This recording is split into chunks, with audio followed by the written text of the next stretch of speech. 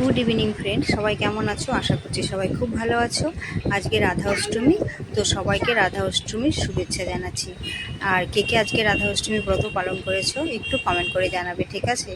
তো আমিও করেছি। আমি সেরকমভাবে এই ব্রতটার পালনের নিয়মকানুন জানি না। আমার যেরকমভাবে ইচ্ছে আমি সেইভাবেই করেছি, ঠিক আছে? তো এখন আমার কাছে তো রাধা এক্সট্রা নেই, এখানে কৃষ্ণর সঙ্গে রাধা আছে। তো সেই রাধাকেই আমি আজকে স্নান করাবো, সঙ্গে কৃষ্ণ ঠাকুরকেও স্নান করাবো।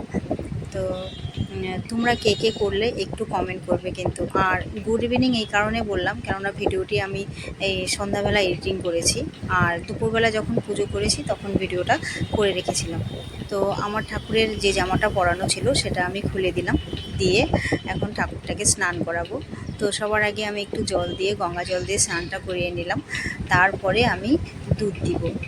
দুধটা দিয়ে স্নান করানোর পর আমি আবার জল দিয়ে স্নান করাবো।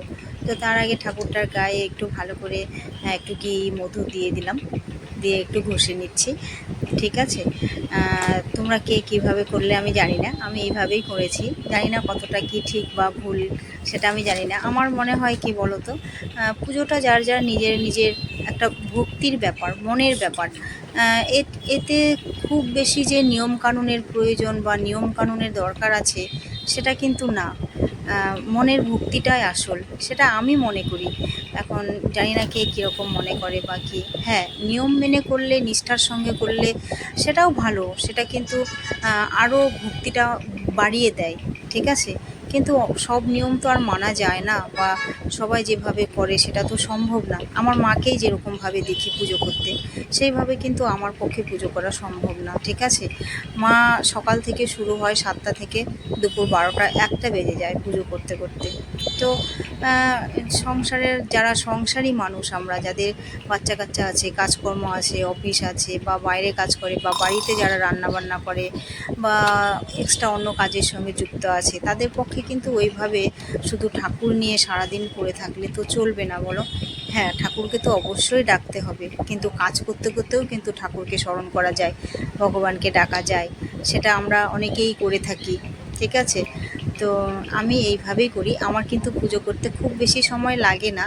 পুজোর বাসন মাজা থেকে শুরু করে পুজোর জায়গা পরিষ্কার করে পুজো দিতে 1 ঘন্টা লেগে যায়, ঠিক আছে?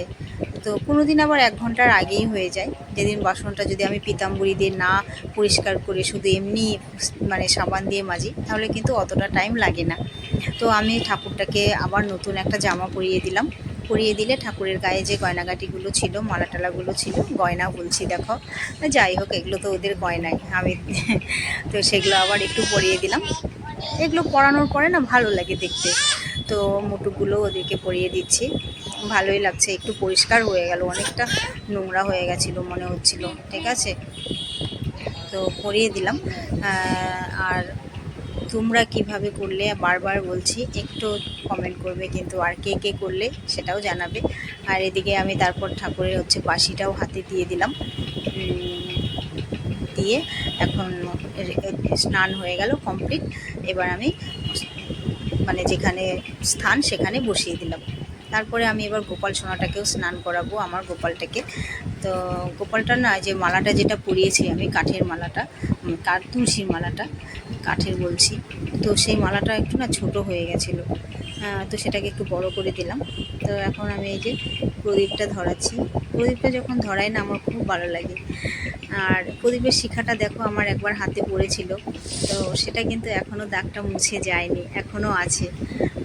তখন খুব মানে লেগেছিল, অনেক দিন জ্বালাও ছিল, ফুলে গিয়েছিল, খারাপ লেগেছিল, কিন্তু এখনও আছে, কিন্তু খারাপ লাগে না আমার। ওটা দেখলেই মনে পড়ে যে আমি ঠাকুরের প্রদীপ জ্বালাতে গিয়ে আমার হাতে ফোসকাটা পড়েছে। তো এটা ভেবেও ভালো লাগে।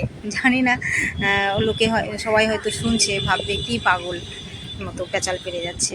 পাগল না, এটা আমার ভালো লাগে, ঠিক আছে? তো এখন আমি আমার গোপালের স্নানও হয়ে গেছে, গোপালকেও আসনে বসিয়ে দিয়েছি, আর পুজোটাও দিয়ে দিচ্ছি। খুব বেশি কিছু দিয়ে পুজো করছি না, একটু মিষ্টি আর একটু ফল দিয়েই করছি। তো তোমরা কে কীভাবে করলে, আর এটার নিয়ম কি আছে, কেউ যদি ভালো করে জানো তাহলে একটু কমেন্ট করে জানাবে। আর সবাইকে আবারও রাধা অষ্টমীর শুভেচ্ছা জানাচ্ছি। সবাই ভালো থাকবে, সবাইকে অসংখ্য ধন্যবাদ যারা ভিডিওটি দেখছো। যদি ভালো লেগে থাকে তাহলে একটু লাইক কমেন্ট করবে, পারলে একটু শেয়ার করবে।